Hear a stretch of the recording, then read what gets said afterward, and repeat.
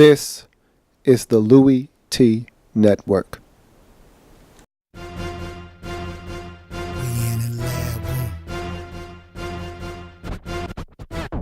Man, I love some football. Man, I love some football. My favorite week is week 1, cause I'm watching football. First comes the preseason, now I don't take a day off. And then it gets even better when your team makes the playoffs. 32 teams go hard for one thing. They work for one thing, that Super Bowl ring. 32 teams go hard for one thing. They work for one thing, that Super Bowl ring. Yeah.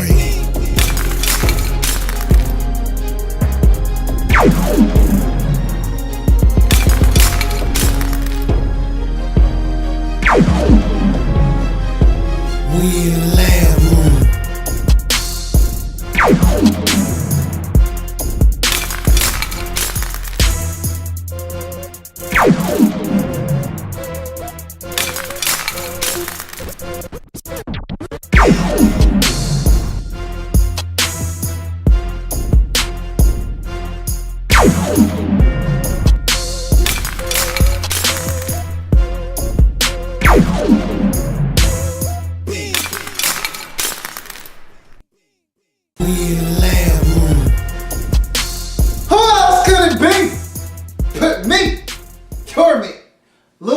Welcome. You are in the lab room. I, of course, am your host, Lou. Thank you for joining me.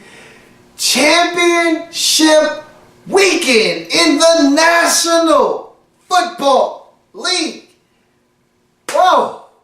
We have found ourselves with 4 remaining participants in the National Football League postseason. The best of each respective conference is presumably left. You could argue the AFC, not so much, but look, respect is not given, it is earned, and the Indianapolis Colts have earned their way in this game. We'll talk about that game a little bit later on, as that is the second game of the Sunday doubleheader that will determine who will participate in this year's Super Bowl. However, before we can start looking forward to championship weekend, have a little bit of business to attend to from last week. Those are your picks. Now, you talk about picks, and I told you I was going to step my game up, and I did. I was 1 better than I was the previous week in wildcard weekend when I went 2-2. I was 3-1 last week. Man, the craziest part about last week's picks is that here I am sweating bullets with the New England-Baltimore game, and I barely escaped that one with a W. Then, you know, the nightcap of Saturday, I felt pretty confident about Seattle taking care of business there. So then you go to Sunday and you're like, man, if I can just get past Dallas, man, I got them. I'm sweeping them up. And so I eat past the Cowboys, I get my 3rd win, and I said, I got it. I wiped my brow, got these boys, man. 4 straight, clean the plate. That's how I felt after Green Bay was able to topple Dallas in divisional round weekend. And then, what the hell? the last game of the weekend, and I get tripped up. I mean, damn it, man. I feel like, you know, the hardest part was already done, you know, and I found a way to just blow that. And so, you know, Denver not getting it done. Now, the good thing about that is just about everybody, much like the Pittsburgh game from wildcard weekend, took the L with me. Everybody seemed to be in unison thinking that the Denver Broncos were going to, and I talked about that in the preview for that game, that was the one game nobody was really talking about. Nobody really said, oh man, I'm really mulling over this one. You know, everybody was like, man, this is a tough decision. New England, Baltimore, what do I do? What do I do? You pick a team. You know, everybody said Green Bay, Dallas, splitting hairs. What do I do? What do I do? You pick a team. You know, even the Carolina game, you said, man, they're being disrespected. The line is like, you know, 11.5. You're talking about 2 teams that have played each other very competitively, you know, the last 3 times they've played. Now, granted, those were all in Carolina. Doesn't matter. That could be a nip and tuck game, but you felt good about, you know, Seattle getting it done, but there was still a discussion there. There was nothing to talk about. Nobody was talking about Denver, Indy. And so that happens to be the game that I lost. But let's take a look at the standings and what you guys did last week and what you have done as a whole. Now, I want to point out, of course, you see your man Louie T in the red. I shot up the board. Look, I was down here at the bottom last week. I'm up here, looking good, but I'm not where I want to be yet. And that's because guys continue to turn in some strong weeks. Ice Up Son got us last week. He was the only perfect member of the group to put forth a perfect week last week. So he was the Louie T star of the week last week. He was in yellow. This week, my man Robbie Sohal is the star of the week here in the lab room. He's the Louie T star of the week. The only person to go 4-0. And I told you in the breakdown of the Denver Indy video that I only had about 2 people. I said, I know one for sure. And Robbie was that one that I knew for sure. There was another, and I said there could be possibly 2. I think there was 2, and that turned out to be Antonio D. So both of those guys were ballsy. I mean, it took a lot of balls to say, yeah, Indy's going to go into Denver and win when nobody else saw it happening. And so Robbie was paid off with that very, very ballsy pick by going undefeated. The only person to go undefeated in divisional round weekend. He is the Louie T star of the week. Now, the Pink You Stink member for the week is Mr. T Money 1993. He went over, and I actually had a discussion with my man T Money about his picks. I said, look, you going 3 roadies, and the one home team, again, the one given for everybody was Denver. So he went 3 roadies. He went Baltimore. He's a Panthers fan, so I'll cut him some slack there. Can't go against your team. He went Carolina, and then he wrapped it up with Dallas. I said, man, that's 3 big roadies, man. That's huge. You're asking for trouble, though. You can't go on the road. Once, 2, you're really going to the well 1 too many times. 3 times, you're asking for trouble, and trouble he got. He went over, the only person to not win a game in divisional round weekend. He is the Pink You Stink member of the Louie T Network gang who all submitted picks. So thank you for all of your views. Right now, Ice Up Son still at the top because of what he did last week. He was able to remain at the top, and he really didn't do much different from, and again, he's a Panthers fan. He had to pick his boys, so he took an L there. But sans for that, he's still sitting pretty, still being able to get the job done. He went Denver as well, like everybody else, so he did drop another one. So I'm behind him by a game. I will catch him eventually, unless we keep going with each other. We're probably going to pick the same picks this week, most likely, but we'll see. You never know what happens. But let's jump into these games and discuss what we think is going to occur in these games. We start with the 3:05 Eastern Standard Time matchup in the NFC on Fox. Your number 1 seed, Seattle Seahawks, your defending Super Bowl champion, Seattle Seahawks at home, trying to get back to the mountaintop. Once again, going to have to go through a very feisty and determined number 2 seed Green Bay Packers football team. To me, you're getting the best of what the NFC has to offer. That's why you're getting the number 1 versus the number 2 seed. To me, these were the best 2 teams in the NFC all season long. You could argue that both of them had sluggish starts to the season. Green Bay, remember, started 1-2. Then you got the relax from Aaron Rodgers, and then the rest is history.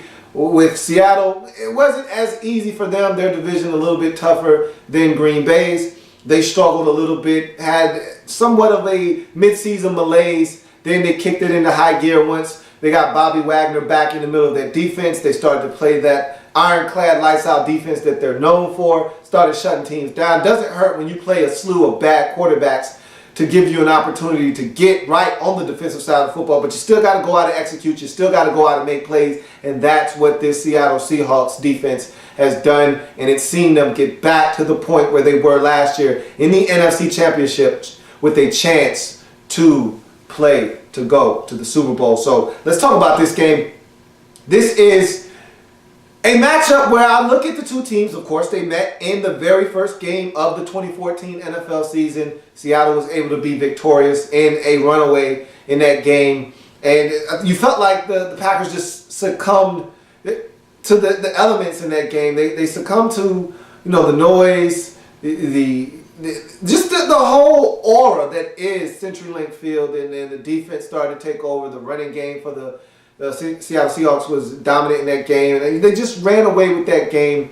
I don't think it'll be that type of party this time around. However, you look at the Green Bay Packers and what they bring to the table. This is a team that we know can score with the best of them.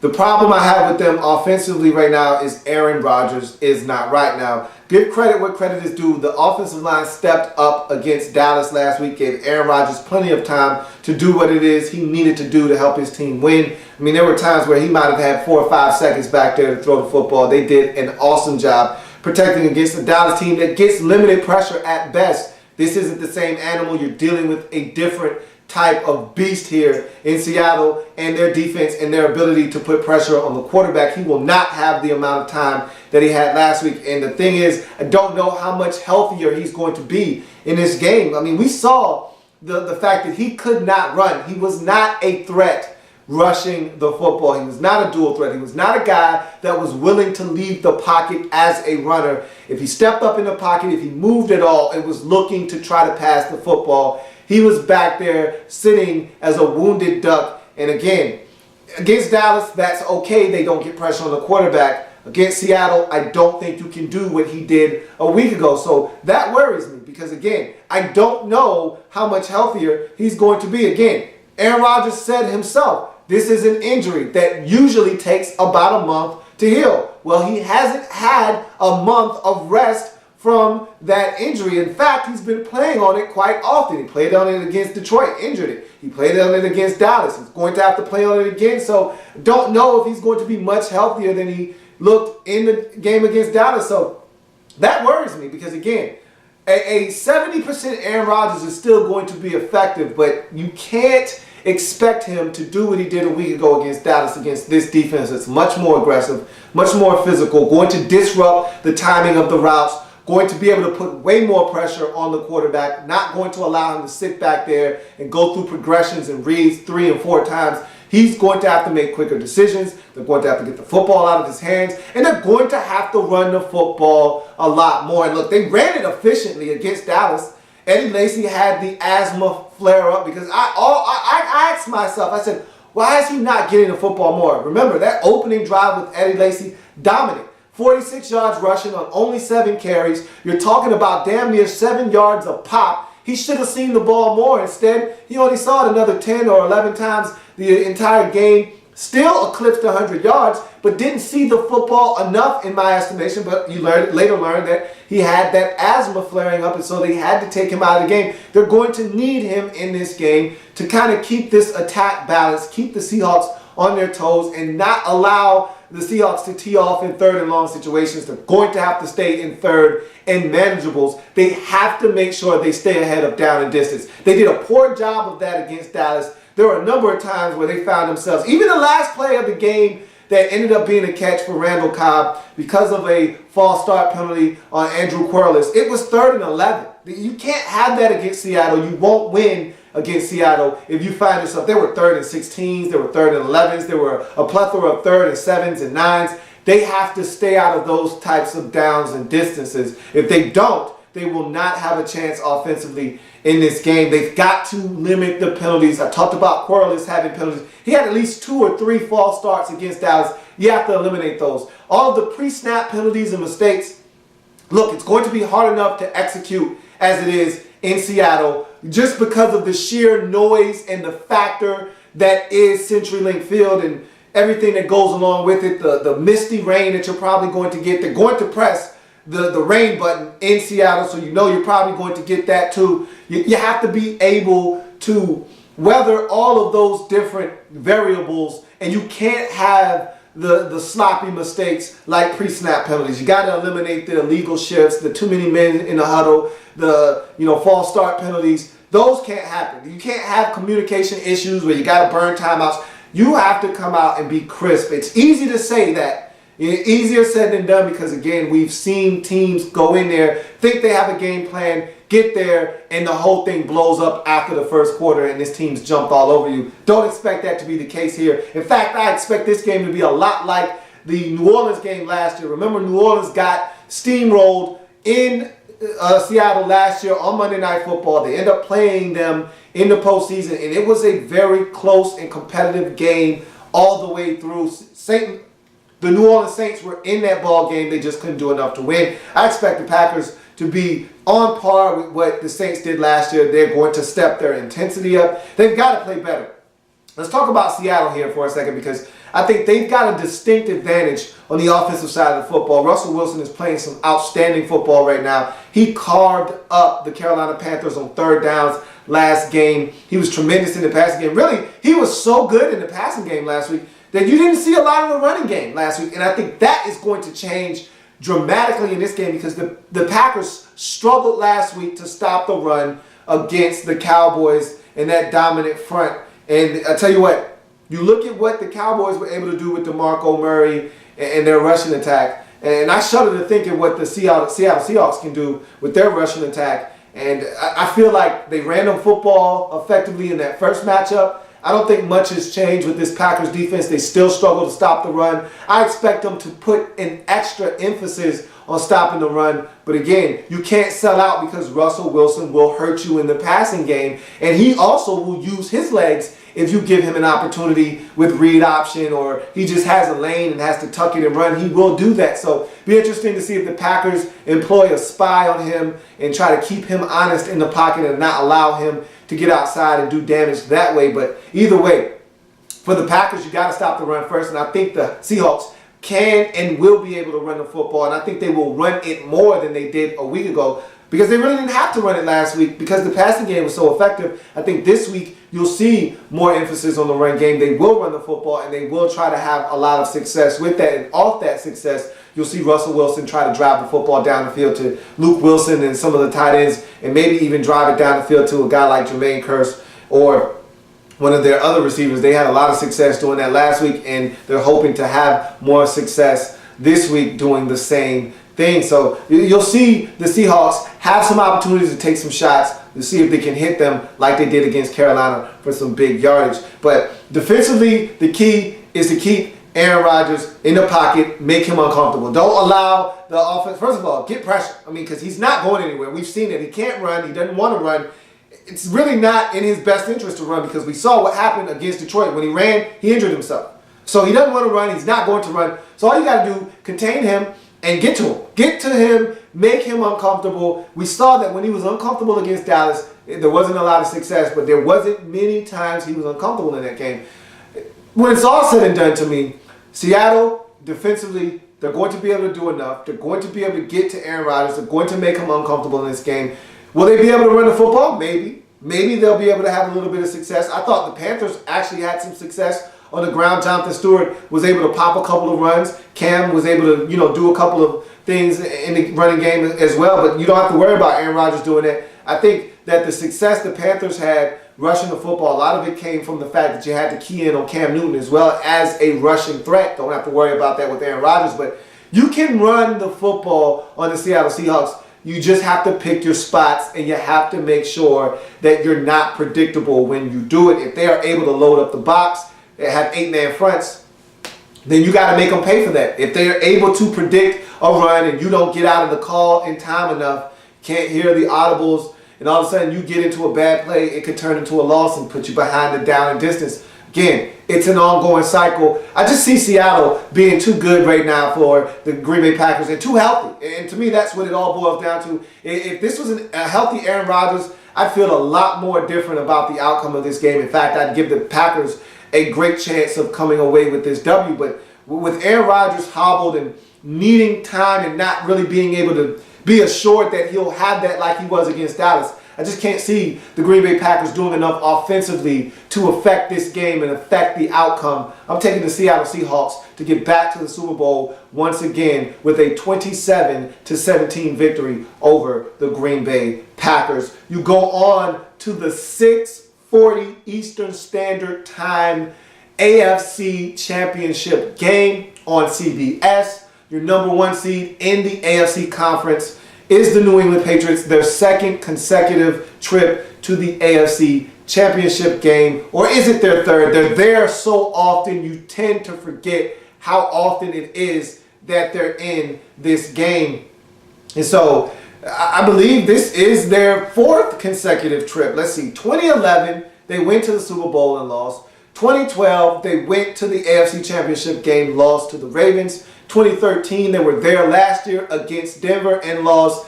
2014, they're there again. God damn, how many times have they been there in a row? That's 4 off the top of my noggin. Man, this team is consistent. They're going up against the number 4 seed Indianapolis Colts. I was about to say this last week, and I said I'm going to save it for the video, but here we are, and I think it's my time to say this now. No disrespect to any Indianapolis Colts fans out there, but you're lucky to be here. You play good football. You've earned the right to be here. I'm not taking anything away from what you've done, but I'm here to tell you, you are not good enough to be here against this New England Patriots team. You've played this team once already this season. They went into your house and put it to you on the ground. Brady is as sharp as he's been all season right now. I think that the running game for the Patriots is there if they need it. I don't know if they necessarily do. I know you're going to try to be physical with their receivers like you were against the Denver Broncos. They've just got too many. They've got Gronk. They've got Tim Wright. They've got 3 receivers they can throw the football to in LaFell, Edelman, and Amendola. They've got too many weapons. Vereen is still in the backfield, a guy that Brady trusts can throw the football to there. They can run the football. I expect them to activate Jonas Gray, who wasn't active last week, but he ate this same Indianapolis Colts team up for 201 yards the last time these two teams met. He's going to be active. You're going to see some Brandon Bolden. You're going to see, of course, LeGarrette Blount. You're going to see a plethora of things from this Patriots football team. Defensively, they can be had. The Patriots, I saw a chink in the armor last week. They were ran on by the Ravens, and that's why I thought if Denver made it here, they could make this game interesting because of the success that Justin Forsett and the Baltimore Ravens had rushing the football on this Patriots defense. I look at the Colts, and there isn't a rushing attack to be had. Look, Boom Herron is solid, but he doesn't scare anybody. He will catch it out of the backfield. Andrew Luck will find him out of the backfield and throw it to him. But as a rushing threat, he's not a guy that knocks your socks off. Nobody in this Indianapolis Colts rushing attack scares you right now. I don't think that's something that they'll be able to lean on in this game. They're going to have to, if they're going to win, if they're going to have any chance, it's going to be on the right arm of one Andrew Luck. And I'm here to tell you, look, eventually, I've said this before, I'll say it again, eventually, the torch will be passed to Andrew Luck. Eventually, he will be in this game. Eventually, he will be at home in this game. Eventually, this will be the game where you have to get past Andrew Luck and the Indianapolis Colts. That will happen soon enough, but the time is not now. The torch has not been passed. He may have taken the torch. Peyton Manning wasn't ready to hand it over yet. He may have went and taken the torch from Peyton, but Tom Brady damn sure isn't going to give Andrew Luck the torch just yet. He's going to have to wait his turn. His turn is not now. This Colts defense is solid. They still don't get enough pressure on the quarterback. I don't think they're going to affect Tom Brady in his passing game. I don't think they're going to be able to do enough to stop the rushing attack. I thought that last week, Denver, the one thing that they did do good in that game, that they did do well, was rush the football. I thought C.J. Anderson was outstanding. He was the only guy that I thought showed up with a purpose and with the will to win, and he got it done on the ground. You can run the football on the Indianapolis Colts. And so I expect the New England Patriots, if they choose to do so, if they see fit, they can run the football in this game. I expect them to come out and exercise whatever it is they feel like is the best method and means to win this game. Whether that's having Brady do what he did last week and say, to hell with the run, and have him sit back and pass it 38, 40 times, or if it's, hey, let's turn around, hand it off 37 times, have Brady only throw it 22 times and walk away with the W that way. Either way, the Patriots are at home. They have always had success against Andrew Luck. He's 0-3 versus the New England Patriots and Tom Brady. That success will not start here. They just don't have a chance in my mind. I feel like the minute they beat Denver, New England was going back to the Super Bowl. I can't speak for anybody else, but that's just me. They've upset someone before. They did it last week. Can they upset another powerhouse in the AFC. That remains to be seen. I'm not giving them a chance in hell. Give me New England. And honestly, I don't really think this is going to be all that close, to be honest with you, unless New England makes mistakes. If they can turn over Tom Brady, if they can somehow disrupt the timing of the receivers outside with Toller, and he's nursing a groin injury, so I don't really know what you're getting out of Greg Toller, but you need him, and Vontae Davis on the other side, unless you can generate some type of pressure or have those guys show up like they did last week against Denver and generate some turnovers, maybe deflect a pass and force an interception, maybe force a fumble by one of the running backs. You've got to do something to impact the game. Last week, the Newsome fumble on Peyton Manning was huge in the game. Turned the tables. Just when the Denver Broncos were looking to try to build some momentum, you force that turnover, you get points, and the game really was never the same after that. You're going to have to do something similar to that in this game. I just don't see it happening. I don't see enough of that. This isn't the Denver Broncos and Peyton Manning and their struggles. This is the New England Patriots. This is Brady. This is Belichick. This is the B&B winning factory. That's what they're going to do. They're heading back to the Super Bowl. Patriots 34, Colts 20. They get it done in this game. That's going to do it for my championship game predictions. Looking for yours as well. If it happens in the National Football League, whether big or small, we cover it all here in the lab room. We'll come back. We've got a lot of things to discuss, so you'll probably see this face a number of times here in the near future. Enjoy all the festivities that is championship weekend. We'll talk soon. Have a good one.